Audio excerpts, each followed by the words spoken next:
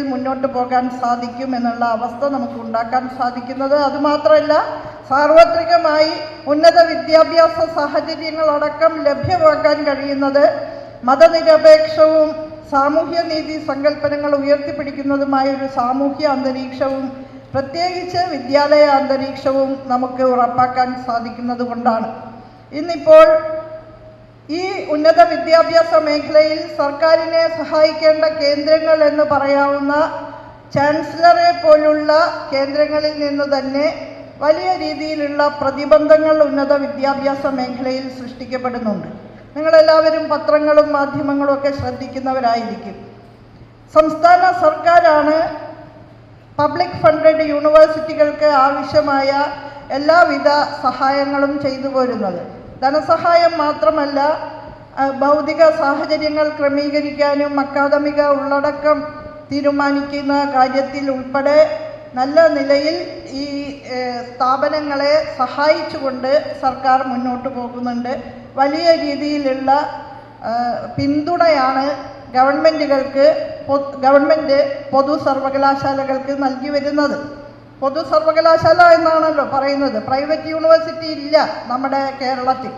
അങ്ങനെ സംസ്ഥാന സർക്കാർ അതിൻ്റെ ആഭിമുഖ്യത്തിൽ നടന്നു വരുന്ന സർവകലാശാലകളിൽ സർക്കാർ കൈകടത്തേണ്ടതില്ല എന്ന നിലയിലാണ് ബഹുമാനപ്പെട്ട ചാൻസലർ വ്യാഖ്യാനിച്ചുകൊണ്ടിരിക്കുന്നത്. മറിച്ച് അദ്ദേഹമാണ് എല്ലാത്തിൻ്റെയും പരമാധികാരി എന്ന് വ്യാഖ്യാനിച്ചുകൊണ്ട് സംഘപരിവാര അജണ്ട നടപ്പാക്കുന്ന വിധത്തിൽ സംഘപരിവാര നിലപാടുകാരായ വ്യക്തികളെ വൈസ് ചാൻസലർമാരായി പോലും നിയോഗിച്ചുകൊണ്ടിരിക്കുകയാണ്.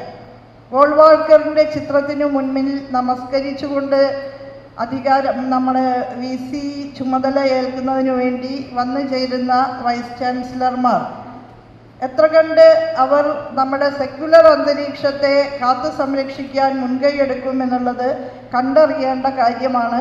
അപ്പോൾ തീർച്ചയായും സംഘപരിവാരം പ്രത്യയശാസ്ത്ര മേഖലയിൽ ഇന്ത്യ മുഴുവൻ നടപ്പാക്കിക്കൊണ്ടിരിക്കുന്ന കാവ്യവൽക്കരണ അജണ്ട കേരളത്തിലേക്കും കടത്തിക്കൊണ്ടുവരുന്നതിനുള്ള ഗൂഢാലോചനയുടെ ഭാഗമായി കൂടിയാണ് ചാൻസലറിലൂടെ നടത്തിക്കൊണ്ടിരിക്കുന്ന ഇടപെടലുകൾ എന്നുള്ള ഒരു പ്രതിസന്ധി തീർച്ചയായും കേരളത്തിലെ ഉന്നത വിദ്യാഭ്യാസ മേഖലയിൽ വലിയ പ്രശ്നങ്ങൾ തന്നെ സൃഷ്ടിച്ചുകൊണ്ടിരിക്കുകയാണ്. ഗുണനിലവാരത്തിൻ്റെ കാര്യത്തിൽ കേരളത്തിലെ ഉന്നത വിദ്യാഭ്യാസ സ്ഥാപനങ്ങൾ അതിവേഗം മുന്നോട്ട് പ്രയാണം നടത്തിക്കൊണ്ടിരിക്കുന്ന ഒരു കാലത്താണ് ഇത്തരത്തിൽ സംഭവിച്ചുകൊണ്ടിരിക്കുന്നത്.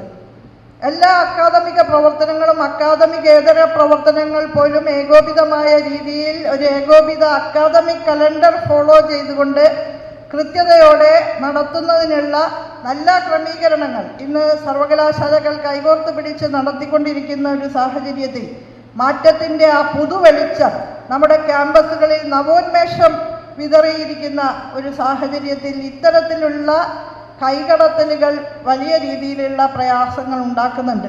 നിയമപരമായ നിഷ്കർഷകൾക്ക് അനുസൃതമായി തന്നെ സംസ്ഥാന സർക്കാരിനോട് ആലോചിച്ച് സ്വീകരിക്കേണ്ടുന്ന നടപടികൾ അത്തരത്തിലുള്ള കൂടിയാലോചനകൾ നടത്താതെയും സർക്കാർ നിലപാടുകൾക്ക് വിരുദ്ധമായും നടത്തുന്നു എന്നുള്ളത് തീർച്ചയായും പ്രതിഷേധാർഹമാണ്.